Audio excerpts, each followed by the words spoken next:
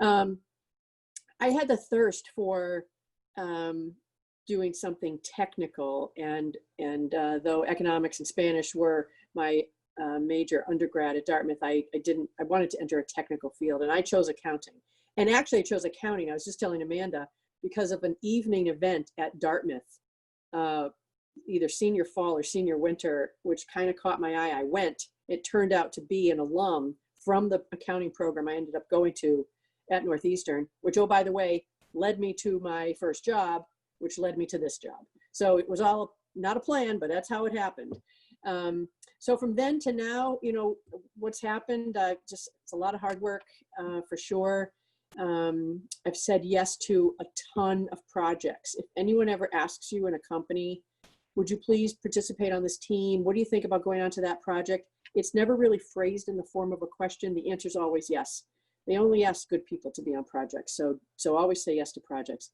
I took a bunch of risks. I moved my family to London for 4 years.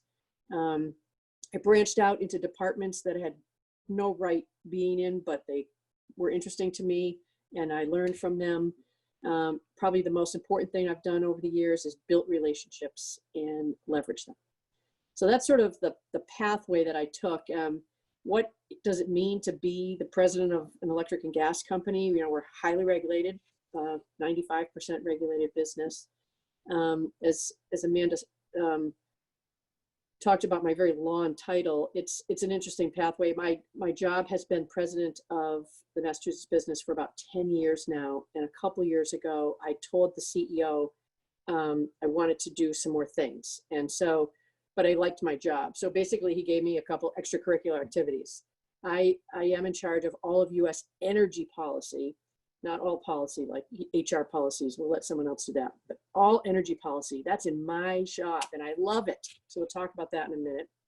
I also have a huge soft spot in my heart for underserved communities. And so we recently started about 2 years ago, we started a program called Grid for Good, and it needed an executive sponsor. And so it's me, and that's a global program in the US and UK where we serve our customers. So that's my job. That's what I spend my day doing. It means that when I'm in my president role, which is most of the time, you know, I'm looking at engineering, operations, all the things that Amanda said. On the policy side, I get to see, we get to drive clean energy innovation, new technologies. We address climate policy, climate change. Sadly, not everyone in the industry believes that climate change is a problem. Some of you may actually believe I'm lying. There are plenty in the utility industry who just don't believe in climate change. And so they're hugely interesting meetings when I attend those. But there's a lot that we do in that space. I should have said earlier that I've been at National Grid for 32 years. After I got out of Northeastern, I went to what was then Coopers & Lybrand, now PwC, as a CPA, worked there for a couple of years. And this company, by then another name, but this company offered me a job because I was working on their account. Again, relationships matter, remember that. So I took a job, my first job was an accounting supervisor, and I thought I had hit the lottery. That was 14 jobs ago. For a long time, I couldn't keep a job. Having had this job for 10 years is really quite something for me. But I love it. It's a big company. We have 17,000 employees in the US, market cap of 40 billion. You know, so we're a pretty big deal. And in Massachusetts, I've got about 6,500 employees. So we can talk about anything you want to talk about there. It's a lot of fun.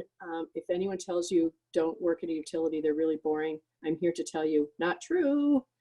I mean, I've true story, I've been bored one day in my career.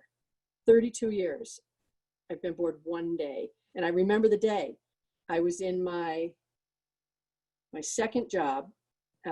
So I was still a whippersnapper, and I was in an accounting role, and I had all my tasks done. And it was like 11 o'clock in the morning. I mean, it was one of these task-oriented jobs. And so this is like, you know, the late 80s. We didn't have PCs. We didn't have, you know, it was just like you did your job on pieces of paper, whatever. You cranked it out on a 10-key calculator like this. I went into my boss's cubicle, and you can picture this. He was always, his hair was always going sideways. People could smoke in the office back then, never me, but he's smoking away, smoke twirling up out of his cubicle, so I knew he was in there. I knock on the cubicle wall, and I'm like, hey, Ed, you got anything you need me to do? I've sort of finished my stuff, and if you need help on anything. Now, this guy had papers and boxes everywhere, the frantic mad scientist kind of guy. I knew he would have something for me to do. And he looked at me with both, I think, fear and relief, and literally just handed me a box and said, we're buying XYZ company, and we need to sort out this, you know, little project. You know, could you help me figure it out? And it was awesome. That was the first time I said yes to a project. It was also, I was never bored after that. So if you're ever bored in whatever you're doing, ask, tell somebody. People don't read your mind. So, so that's work. I'm happy to talk about anything you want to talk about there. It's a great place. I love National Grid. My views of the energy world, boy, what an exciting time to be in energy. Like I said, utilities are not boring places. Well, I should say there are two kinds of utilities. The first kind wakes up in the morning, keeps the lights on, the gas is flowing, offers a good shareholder return, has good employee engagement, decent, really good place to work. That's the first kind. The second kind gets up in the morning, does all that, and also thinks seriously about climate change and tries to change the world through addressing technology, you know, thinking about decarbonization, et cetera. National Grid is in the second category. There are plenty of utilities in that second category. And so now is an awesome opportunity in the energy space. And, you know, then obviously there are all the other places too. There are all sorts of development companies. There are, you know, there's solar and wind developers. We're doing some stuff with some cool hydrogen blending. There are labs across the US that we work with. So all sorts of companies, whether you want to be in, you know, startups or, you know, big old fashioned utilities, there's plenty to do. You know, the chance to turn all of that innovation that's out there and customers' evolving expectations. So customers live on this, right? And they want even their utility activities to be on that. So just, that's awesome. It's an exciting prospect for us to be able to bring things to them in a modern way, not the way that I started experiencing the utility back in the late 80s. So one cool thing about working in Massachusetts is the state is the second most, has the second most solar per capita than any other state in the union. So New Jersey is ahead of Massachusetts, but it just tells you about the climate policy that the state has. The governor is very, very progressive. Started with the prior governor, Governor Patrick. Governor Baker has carried on his very progressive climate policies. So we get to do all sorts of things.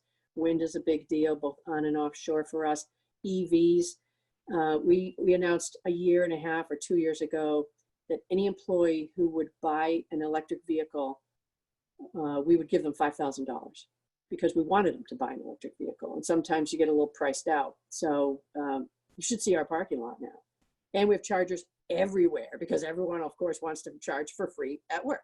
So, but it's cool. Another perk of working for National Grid, I guess. Grid modernization stuff, future of heat. So all the electric side, the wind, the solar, the grid mod, even EVs, energy efficiency, all that, the progress that's been made there over the last number of years almost feels like it's reaching maturity, although there's new stuff coming all the time. Meanwhile, back on the gas side of the world, it's been a sleeper until about maybe three or 4 years ago, maybe a little longer, but really the world woke up a few years ago to the fact that all these gas mains are in the streets under where they live and in their neighborhoods, and it's heating their homes and, you know, cooking their hot chocolate on the stove and everything. And so we're very concerned about that. We are by far, we're the largest gas company in the Northeast. one of the largest gas companies in America.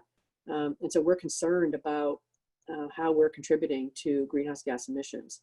So things like renewable natural gas projects, hydrogen blending, geothermal, is that an option? One big project that we've got is in Brooklyn, New York, where we serve about 1.5 million gas customers. That means meters, by the way. So it's a lot more people than that. We have a project going with the Newtown Creek. So if you ever drive from LaGuardia into the city on the BQE or the other expressway that goes up that way, you'll see this like egg-shaped plant, and that's the wastewater treatment plant. And we are capturing the waste out of that. We process it very minimally and inject it right back into our gas main. So it's renewable natural gas. Very cool. We have the same kind of thing going on in on Staten Island.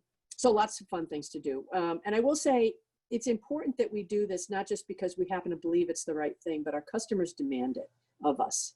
And I will remember a very cold January, you know, those really cold, crisp days, sun is out, sky is bright blue. And I was probably watching a football game or something back when Tom Brady knew what was right to do in the world. And I'm sitting on the couch, and my comms person texted me and said, "Hey, Marcy, are you looking at Twitter?" And no, actually, I wasn't looking at Twitter. She said, "Quick, check it out." Well, there was a group in downtown Boston. You know Boston, it's Copley Square. It's a fairly open area. And they had all of these people dressed up in, picture Michelin Man, you know, or the Doughboy, what do they call it? The Pillsbury Doughboy, in these big, huge suits, bright orange. And it said, "National Grid, if I were a gas leak, would you fix me?" I'm not really sure what the symbolism was supposed to be, but nonetheless, they caught our eye. And they were saying all of this stuff, which was mostly false, about our care for the environment and all of this. So I tweeted back and I said, "Hey, I'd love to meet you. Come on into the office and we'll talk about it." So this is another reason why good companies, I think, do and should converse with the public. The group is called Mothers Out Front. They're an awesome group. We have a deep partnership with them now. I know most of their leadership. We enter into projects with them. They, you know, we'll come up with recently we were talking about how we could increase the number of gas leaks we fix per year, and we passed it by them. They're all very smart people. And it's just good to have them, to have them in your court. So that's just one example of the many stakeholders that we deal with externally. So anyway, I can go on forever. I will end by saying, just put myself in your shoes and thinking about how you might be thinking about a job in energy. Personally, I hope you're thinking about a job in energy. You know, how do you prepare for that? How do you approach that kind of job or search? I would just say, literally look everywhere. There are so many places that dabble in energy, either directly, a company like mine, or maybe it's a policy think tank. There are tons of places, obviously all the innovation that I talked about. And then you can do analysis, you can do engineering, you can do customer work, which is, you know, a lot of the stakeholder stuff, regulatory. We have a lot of, if you're into math or computer science, we have a lot of folks with that sort of capability in our regulatory department. Advocacy, for sure. There's a lot of advocacy that goes on, sales. So tons of jobs in the energy space. And, you know, what do you do to prepare? I would say, if you're on this call and you do things like that and you're hunkered down, you know, studying hard and getting a degree up there in Hanover, and are just, you know, working hard, you are prepared. You are prepared. Just bring it. Just show up, you know. And by the way, sometimes I hate myself later for saying this, but I'm also happy to help any of you. Have a chat, you know, talk about things you're looking at. I mean, my calendar really stinks, so I don't have all the free time in the world, as you might imagine, but I'm always happy to, you know, go back and forth on an email or whatever, text. So happy to help out. So I don't know what time it is, but I was going to stop there, Amanda. I know you did tell me that there was one pre-submitted question which you sent me, so I'm happy to do that. There was, but before we turn to that, I wonder if I could use my moderator's prerogative to pose one question that sort of follows up a little bit on a couple of threads that you dropped. There's two things. One is, I know that you've spoken in other contexts about what it's like to be a woman in the energy industry and how, how to be successful in that zone. Yeah. I know that you also talked about the Grid for Good program and underserved communities. And so I guess what I'd love for you to comment on briefly would be gender and race in the energy context, right? And how you see the dynamics playing out and how we can do better. Yeah, well, we can do better, period. When I started back at National Grid in 1988, I had no female role models to look to. Then one day I stumbled upon a woman who was probably a vice president at the time, who was in engineering too, of all things. Definitely a man's world. And so she was. I didn't have many at all. These days, there are plenty of women in energy. So, but there aren't a lot of women leaders. I am part of a group that one of the big banks in New York convenes. They started it 12 years ago with the 10 C-suite women in energy companies in America, 10. We meet twice a year, although this time we're obviously meeting virtually. And there are about 48 of us right now who are either presidents, CEOs, CFOs, GCs, so C-suite type. And so it's less rare to find a woman in energy. Lynn Good is probably the most, the best known. She's the CEO of Duke. In any case, so that's it on women, and we are very deliberate at National Grid about hiring women, maybe for some obvious reasons. I don't know, but I force that issue a lot. As for race, God, do we have a far way to go on that? As a company, I would put us in the okay but not great category. My executive team, there are 14 of us on the team. 4 are Black men. We have no Black women. We actually had a Black woman and she left us recently to take a job down south where her mom was in need of having her home. So we lost her. And we've got minimal other diversity. But, as a company, our diversity, we're 80%, I found out today, we're 80% white. And the communities we serve in the 3 states, which is Massachusetts, Rhode Island, and New York, are 69.9, so 70% white. So we're too white. We have 9% Black employees. Those same communities are 12% Black. And we have a deficit on Latinx as well. So we have a ways to go. And I just today actually had an executive committee meeting on this topic. What are the things we're going to do about it? And I'm excited about some of the things, but suffice to say, it's a problem that I think obviously the country has to address, not just National Grid. Thanks for that, Marcy. So why don't we go ahead and I'll remind you of the question that we got sent in advance. And folks, if you have a question for Marcy, plug it into the chat or do the electronic raise your hand, and I'll come to you in the order that you raise your hands as best as I can. So Marcy, the question was, what recommendations do you have for students with a technical background who are looking to pivot into policy spaces? And we were chatting before that there's the reverse is also useful, right? So if folks are in policy but are seeking a little bit more, should they seek more technical proficiency before being able to be really successful in the energy space? What are your thoughts on that? I'll start with the second one. If you want to be successful in the energy space, you don't need to be technical. You can be technical for sure. There are so many technical roles, engineers, accountants. And I told you, CPI, consider that a technical career. A lot of mathematicians. We have a lot of deep science. We have data analytics, cybersecurity, a lot of technical fields. but you don't have to be, because we also have a number of general business or policy related jobs. So, and when I say we, I do mean the energy industry, not just National Grid.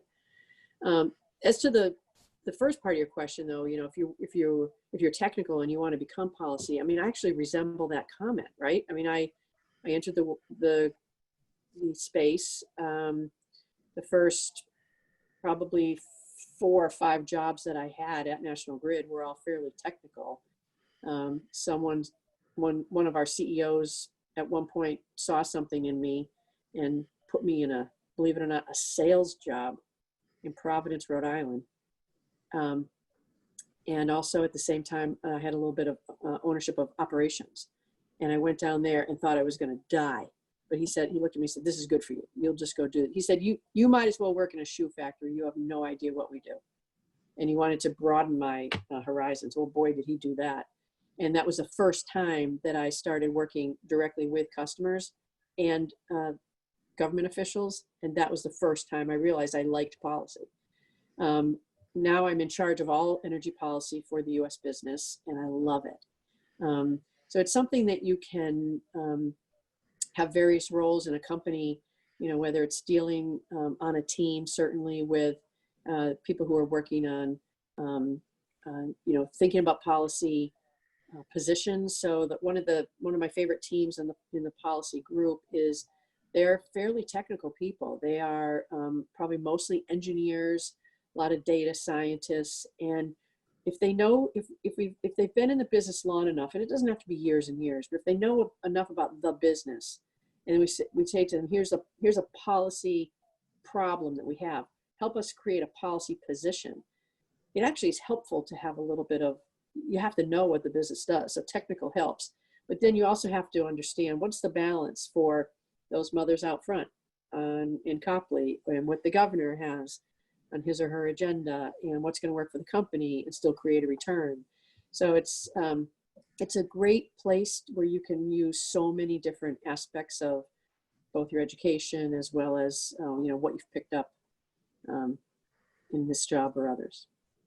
Can you put a little bit of definition around that when you say the policy space? You said it's really fun, you love to do it. Sorry. Pick that apart a little bit for us and tell us why both why it's fun, but also what it is in your context. So what I'm talking about, and I apologize for that, you get so close to your own world, you don't know when you're speaking in ton to people. So I'm talking about writing and proposing legislation, writing and proposing regulation, statutes. Okay, here's a real life story. Brookline, Massachusetts, right outside Boston, has a fairly progressive citizenship.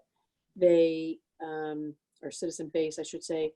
They, in November, overwhelmingly passed a bylaw in town meeting that starting in 2022, I guess, would disallow any piping in new homes or any new buildings or gut job renovations that would carry any fossil fuel. So natural gas, oil, or propane. So effectively what they were doing was cutting out natural gas from the mix. And guess what? I agree that should happen someday, but not 2022, because those people who can't afford to electrify everything in 2022 will not have an option. Or if you're the restaurant association, the trade group got all up in arms because they don't like to cook on electric. They like to cook on gas. So policy in that case is looking at the problem. In that case, that's a real life business school case study, right? What do we do, therefore? What should our policy be to help combat that through advocacy channels and whatever? So, and as it turns out, by the way, just today, it was just today that the AG in Massachusetts denied Brookline's bylaw proposed change. So our policy statements and our advocacy won the day. It's still a problem for the planet. We still actually do need to get those pipes out of there. It's just that, what will our next policy be? Can we help now change legislation? 4 years ago, we asked legislators in Massachusetts to write a law mandating that gas utilities fix certain kinds of gas leaks. Believe it or not, we never had to do it. We wanted to be told to do it so that we could, because if you're not in a regulated space, if you're not told you can do it, you can't do it. So it's all about believing in, everything comes back to believing in the science of climate change. We have a net zero aspiration for 2050. We're actually trying to think if we can make that 2045. Every policy that we come up with is geared toward meeting that end goal. How are we gonna meet our 2030 interim objectives of different levels of reductions of greenhouse gas, and then ultimate net zero goal. That's what I'm talking about, Amanda. Great, thank you so much. That really helps. Claire, would you like to ask your question yourself if I unmute you? You have a question here. There we go. Yeah, hi. Thank you so much for talking to all of us. I actually had two questions. I sent one of them. The one that I sent was about energy storage, which I noticed you hadn't mentioned in National Grid strategy moving forward, but I'm actually, as part of a summer internship I'm doing at NREL, I read a study this morning all about, it was a report about Massachusetts storage initiatives and how it's one of the states that's really promoting it. Like you said, it's second in solar after California. So what do you see the role of storage being, and are the policies that Massachusetts have helping it to grow? Okay, sure. And the only reason I didn't mention it is because I simply forgot to. So we're second in solar behind New Jersey, so it's on a per capita basis, and storage is an absolute must-have. And it's one of the reasons why getting to a net zero will take time. Right now, storage is happening, and there are applications of it, and I'll tell you about a couple we've got, but it's not mature enough yet. So that, for example, right now I have an electric vehicle. It's parked over there in my garage. I have a level 2 charger that I invested in so I can charge it. But I would love to have, I know Tesla, I think, sells a wall bank or whatever they call it. I just want something more mature and more prolific than that. So it'll come. It's just not going to be in 2021 or maybe even 2022. But we're going to need that so that there's the ability to, capture all of the renewable generation that we're doing. People have put solar on their roof, in just a residential application. We're going to need more storage to fill out the whole chain. And I think everybody agrees with that. We do serve the island of Nantucket electrically, and we recently put, and let me see if I get it right, it was an 8 megawatt battery storage out there on the island, connected to some wind and some solar actually that we have out there. And we also had to put an ugly backup diesel generator next to it just in case we ever needed it. And the reason we did this was because maybe you folks have heard the term non-wires alternatives. Nantucket is fed by two rather sizable undersea cables that start in Hyannis over on Eversource territory, and we run them across to the island, and that keeps the island going. I remember like it was yesterday, probably 20 years ago, when we put that second cable in, thinking, phew, thank God we'll never have to do that again. Well, guess what? The use of energy on the island is so high that on a peak summer day, when everybody's there and the air conditioner's churning in their 10,000 square foot homes, and all the kids have all their devices plugged in and everything, and cars and everything, we need a third cable. We didn't want to do a third cable. A third cable was $150 million, and was just doing what we did 20 years ago. So we worked with Tesla to put this battery bank in. It looks like a bunch of school buses lined up, if I'm honest with you. It probably is an acre, maybe a little less than an acre. And it can hold the island on a peak day for 12 hours. So, it's even then, think of what I just said. You got an acre of land, looks like a bunch of school buses, and we can hold an island for 12 hours. We need to be better than that, but it's coming. So I'm glad you're working with NREL. They're an awesome lab. We're doing our our power to gas project with them too, where we're taking, and I'm not a scientist, but we take power out of either wind or solar, and then go through some process that creates methane, and we can just use gas that way. So again, it's another version of renewable gas. So anyway, good for you. Did you say you had 2 questions? Yeah, sorry, I don't want to take up all the question Go time. on, go for it, Claire.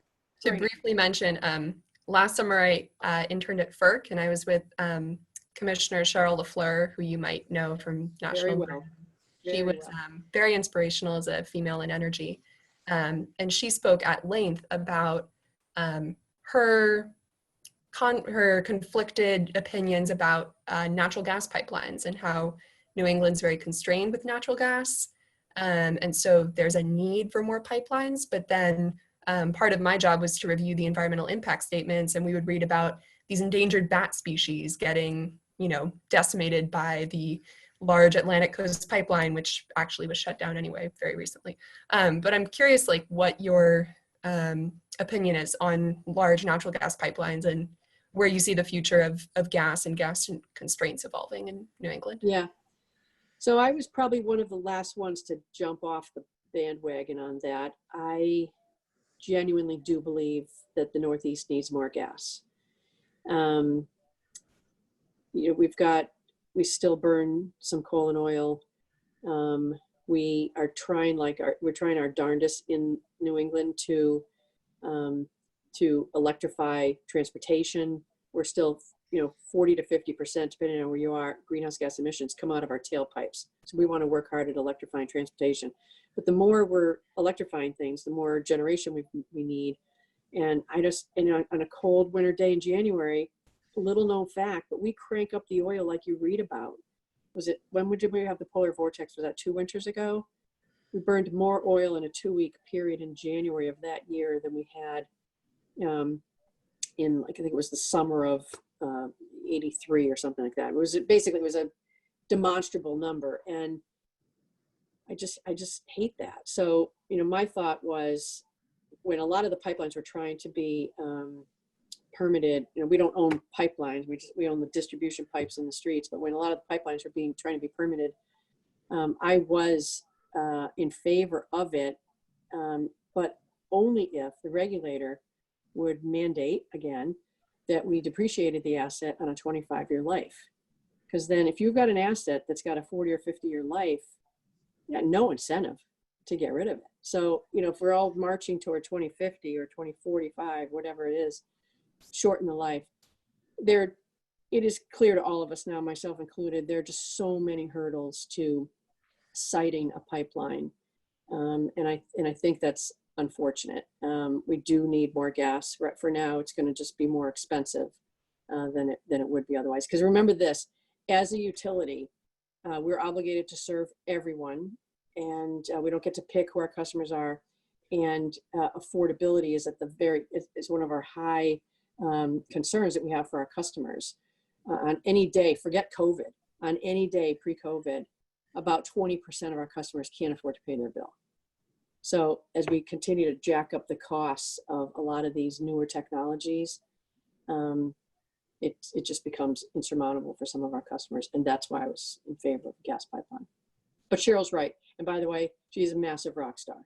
She was my boss at one point, and then we were peers, and she retired and went to FERC. We were so lucky to have her at the FERC. Thanks, Marcy, and thanks for your questions, Claire. Jenna, over to you. Yes, hi, Marcy. It's nice to meet you. I'm Jenna. I'm a 22 at Dartmouth. I'm an engineering major. And I'm doing some research on battery technologies with the Irving Institute currently.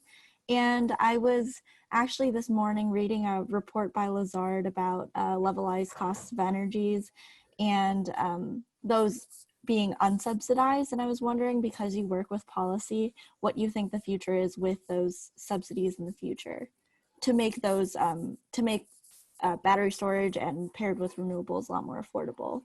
Yeah, and I think that is probably something that we will see. So, you hit on a broader topic though, Jenna. Thank you for the question. there, the industry, the energy industry, particularly the utility industry, is wrought with subsidies. So we have all sorts of, again, because we have to serve all customers, and of course want to serve all customers. I, living in my house here in Concord, where, by the way, it's still thundering. I don't even dare look outside, but at least my lights are on. I don't have a challenge paying my electric bill every month, where, there are neighborhoods very nearby where, people will have challenges. So you can sign up for different rate classes. They're subsidized. A lot of the energy efficiency programs that we've been doing for 30 odd years, a lot of those are subsidized. Solar was there's the poster child for subsidies.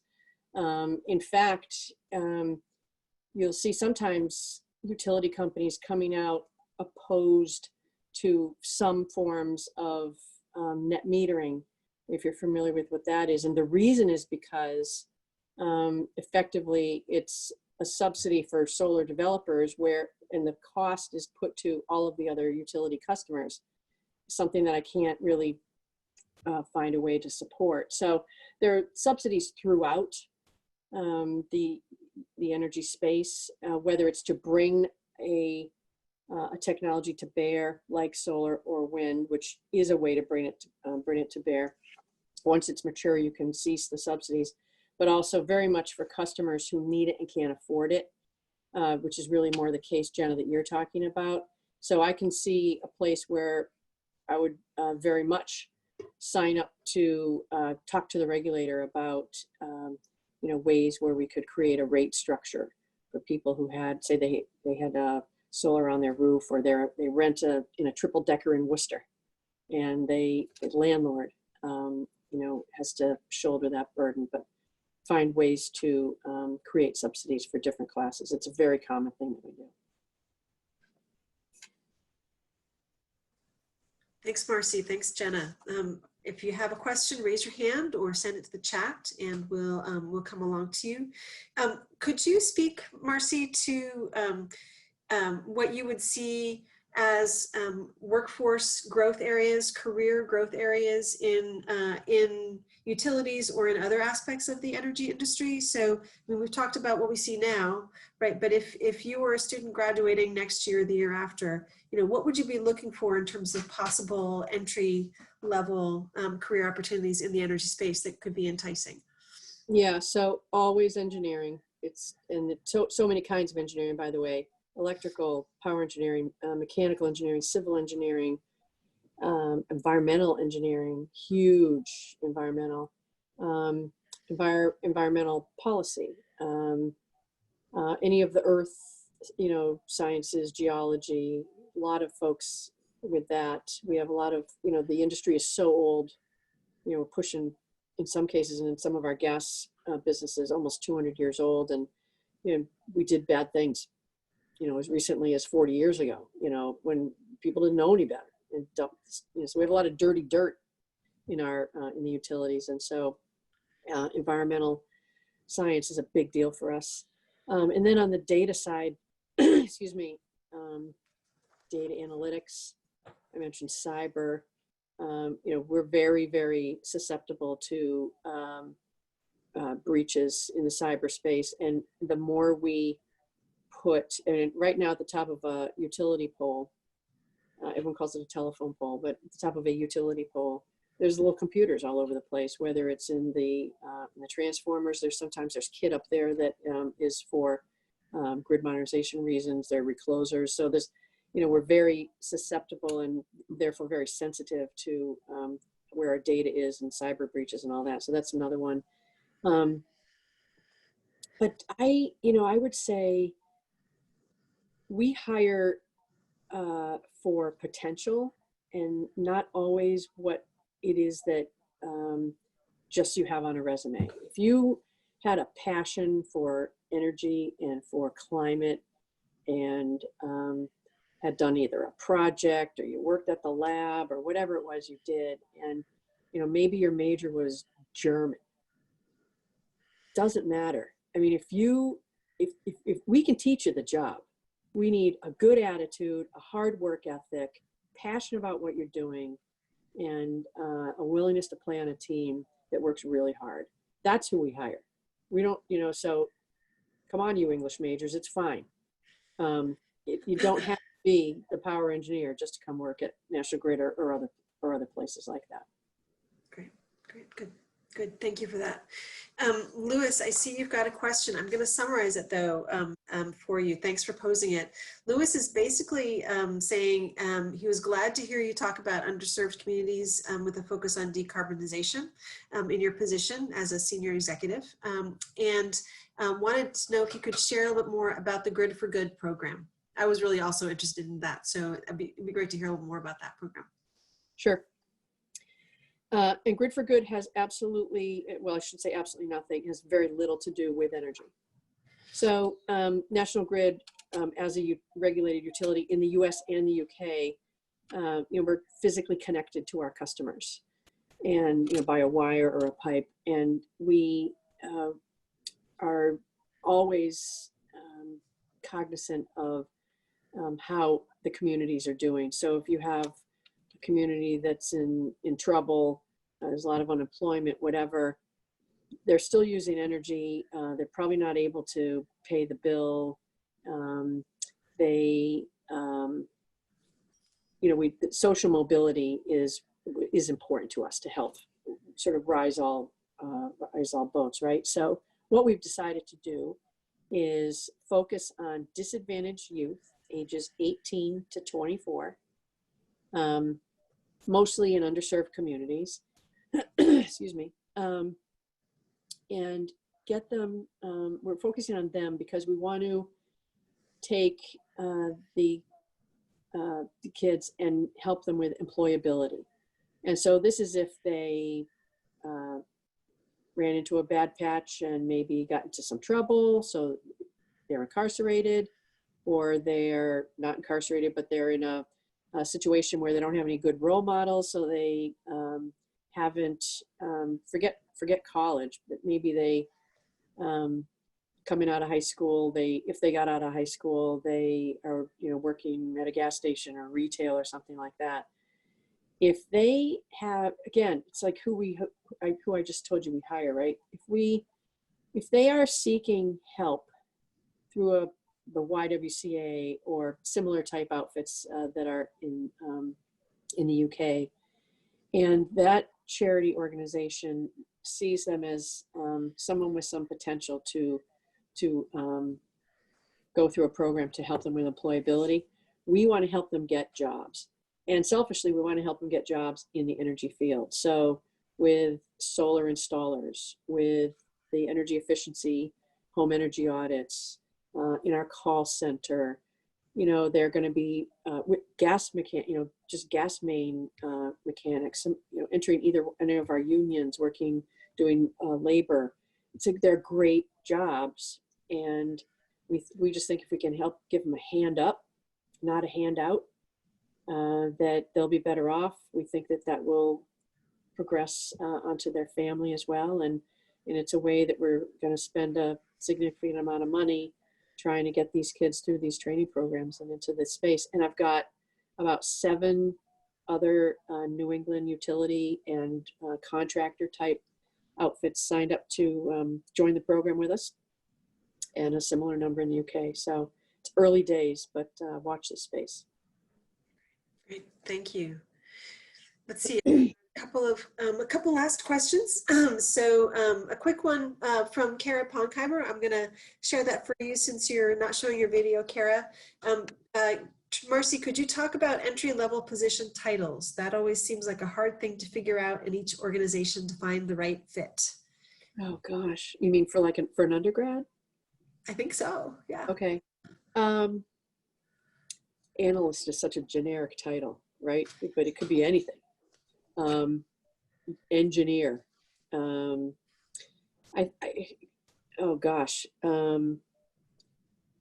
We have in my group, in some of the more relationship areas that I'm thinking about, we've got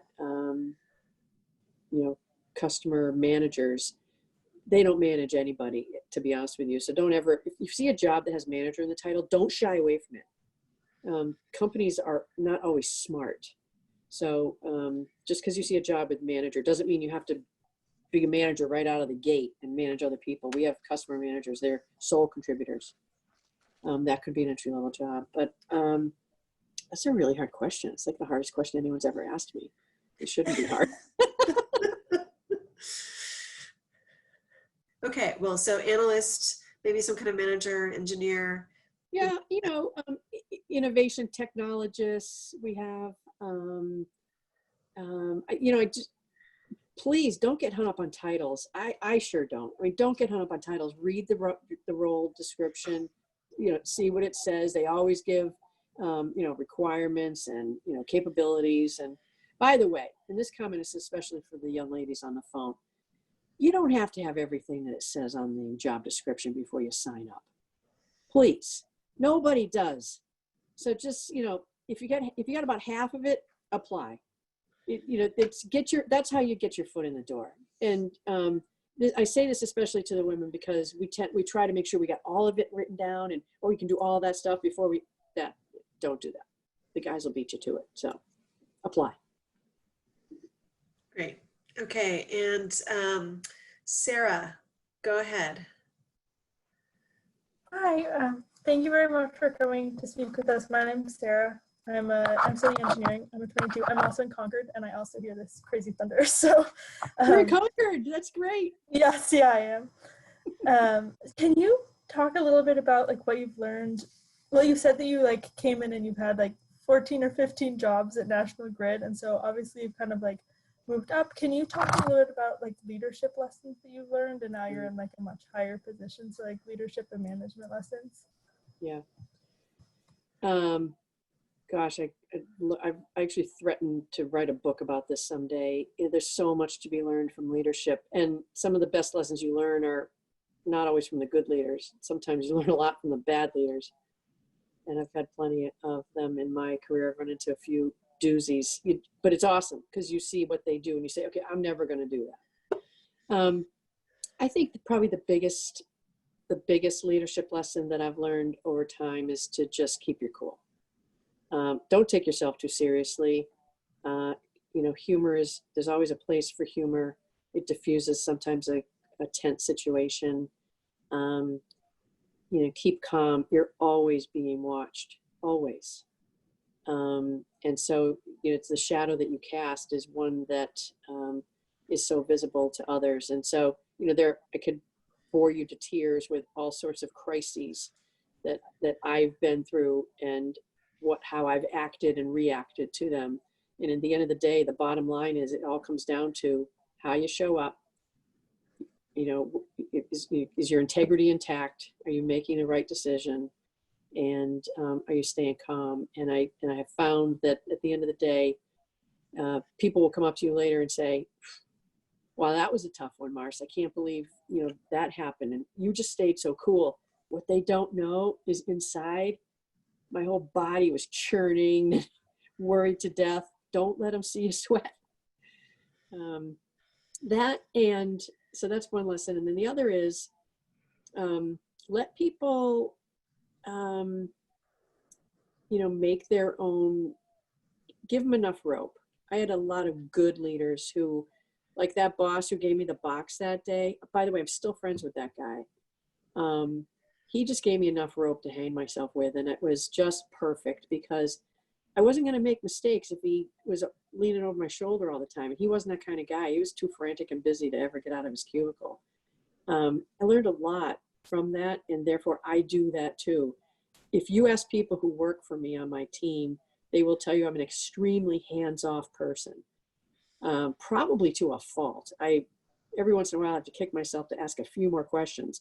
But I generally believe people are grown-ups. They know what the job is. They'll get it done. And if they don't, then they'll hear from me. Thank you. You're welcome, Sarah. And thank you so much, Marcy. This has been really illuminating for me and helpful for me. And it's just one other instance of, I mean, it's great to hear that the women in leadership have gone from, 10 years ago, 12 in your group to 4 times that now, right? And let's hope that, over the next 5 or 10 years, some of the folks on this call and others will help us to increase the gender diversity and the racial diversity in those leadership positions as we go forward. So, so thank you again so much for joining us tonight, Marcy. That was super. You're welcome. Is it already over? My goodness. Okay. I'm afraid it just about is. I want to make sure that I share my slide here with folks to highlight what's coming up next. Whoopsie. Next slide. There we go. What's coming up next at the Irving Institute? So our Dartmouth Energy Collaborative lunch talk series on Tuesdays continues next week with Caitlin Bunker from the Rocky Mountain Institute.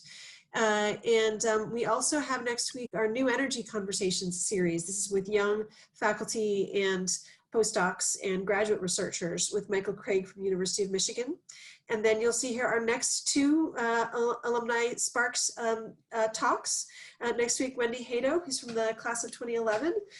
And then following that, Kate Bowder from the class of 2010. So you'll hear perspectives on energy access and energy justice issues, as well as renewable energy from the standpoint of the state level for the upcoming Energy Alumni Sparks series. So with that, I want to wish you all a fine evening and stay out of the thunder and lightning. And thanks much to Marcy. Take care and stay well, everybody. Have a great night. Thank you. Thank you. Good night. Thank you. Thank you.